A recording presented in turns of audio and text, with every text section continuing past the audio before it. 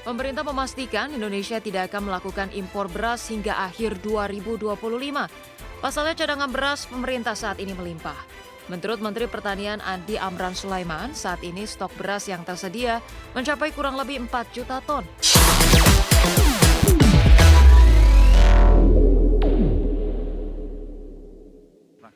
Beralih ke informasi lain, pemirsa, pemerintah memastikan Indonesia tidak akan melakukan impor beras hingga akhir tahun 2025. Saat ini stok beras yang tersedia mencapai kurang lebih 4 juta ton, jauh lebih tinggi dibandingkan tahun lalu.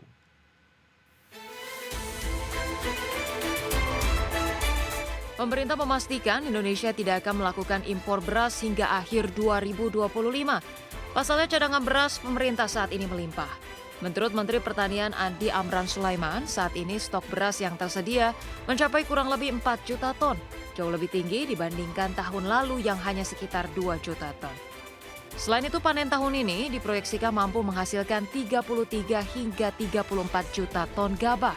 Peningkatan produksi tersebut tidak hanya menjamin ketersediaan pangan, tapi juga mendongkrak kesejahteraan petani. Amran menyebut capaian ini sebagai hasil dari penyederhanaan regulasi, penambahan sarana produksi, hingga kemudahan pengadaan pupuk yang digagas pemerintah. Produksi sesuai BPS kemarin yang diumumkan itu 31 juta ton sampai Oktober.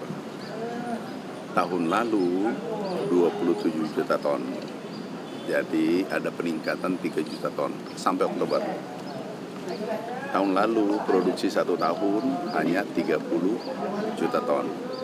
Ini baru Oktober sudah mencapai 31 juta ton. Insya Allah minimal 33 atau 34 juta ton. Amran mengakui peningkatan produksi beras turut berdampak positif pada nilai tukar petani yang menjadi indikator kesejahteraan. Tahun ini nilai tukar petani tercatat naik signifikan hingga 123%. Hal itu menunjukkan adanya perbaikan bagi petani di tengah dinamika harga pangan. Jakarta, Tim Liputan IDX Channel. Di tengah kepastian stok beras yang melimpah, harga beras di sejumlah daerah masih cukup tinggi. Kenaikan harga beras disebabkan lonjakan harga gabah di tingkat petani dan langkanya pasokan beras SPHP dari Bulog. Di tengah kepastian stok beras yang melimpah, harga beras di sejumlah daerah masih cukup tinggi. Kenaikan harga beras terus terjadi dalam beberapa pekan terakhir. Di Kabupaten Jombang, Jawa Timur, harga beras kualitas medium naik dari Rp12.800 per kilogram menjadi Rp13.600 per kilogram. Sementara untuk kualitas premium naik dari Rp14.200 per kilogram menjadi Rp14.800 per kilogram. Menurut para pedagang, kenaikan harga beras ini disebabkan pasokan beras yang menurun akibat lonjakan harga gabah di tingkat petani. Untuk beras, harga saat ini ada kenaikan 200, Mas. Sebelumnya harga beras medium itu 12.800, sekarang menjadi 13.600 per kilo.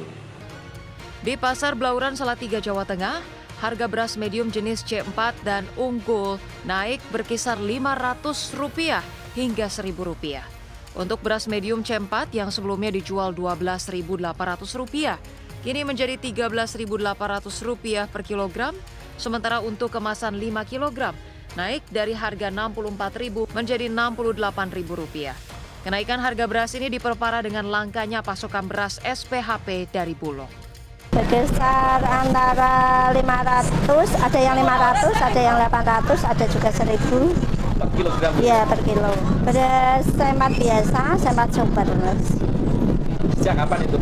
Sejak sudah 3 minggu. 3 minggu. Iya, itu kan ya nggak tahu ya Mas ya, dari sananya kan gabahnya kan naik. Jadinya kan beras juga ikut naik.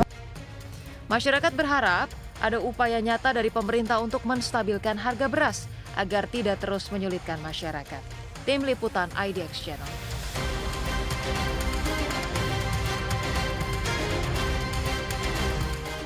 Kita ke informasi pertama, pemirsa. Jabatan Menteri Keuangan resmi diserah terimakan dari Sri Mulyani Indrawati kepada Purbaya Yudi Sadewa. Proses sertijab digelar di kantor Kementerian Keuangan Jakarta.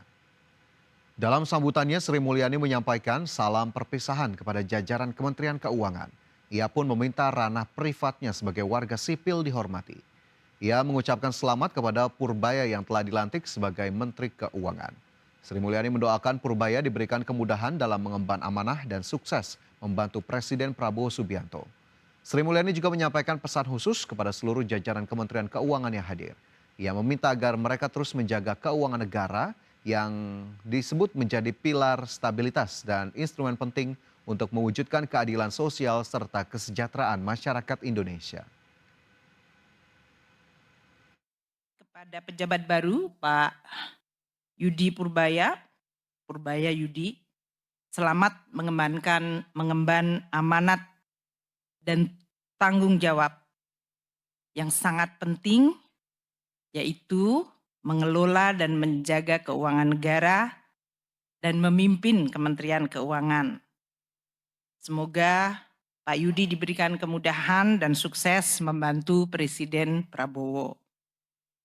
Untuk jajaran Kementerian Keuangan, saya titip untuk terus menjaga keuangan negara dan Kementerian Keuangan sebagai pilar stabilitas dan instrumen yang luar biasa penting untuk mewujudkan keadilan sosial bagi seluruh rakyat Indonesia dan kesejahteraan masyarakat Indonesia serta kemajuan bangsa. Sementara itu dalam pidato perdana setelah resmi menjabat sebagai Menteri Keuangan, Purbaya Yudi Sadewa menyadari bahwa amanah ini bukanlah tugas yang ringan. Purbaya menyoroti tantangan kompleks yang dihadapi dunia saat ini mulai dari isu geopolitik, teknologi hingga perubahan iklim. Di sisi lain ia juga menekankan pentingnya mengawal program-program prioritas pemerintah di dalam negeri agar berjalan lancar dan mulus. Purbaya meminta dukungan penuh dari seluruh jajaran Kementerian Keuangan untuk bekerja sama dengannya. Ia menekankan bahwa kerjasama ini penting guna memastikan kebijakan fiskal berperan sebagai instrumen yang kuat untuk menjaga stabilitas dan pertumbuhan ekonomi serta meningkatkan kesejahteraan masyarakat. Amanah ini tidak ringan karena dunia dihadapkan dengan tantangan yang semakin kompleks, baik dari sisi geopolitik, teknologi, maupun perubahan iklim. Dari dalam negeri pun ada tantangan dari sisi program prioritas pemerintahan yang harus kita kawal agar berjalan dengan mulus. Dengan kerendahan hati, saya mohon dukungan seluruh jajaran Kementerian Keuangan untuk bekerja bersama saya guna memastikan bahwa kebijakan fiskal tetap berperan sebagai instrumen yang kuat dalam menjaga stabilitas, mendorong pertumbuhan ekonomi, dan mewujudkan kesejahteraan bagi seluruh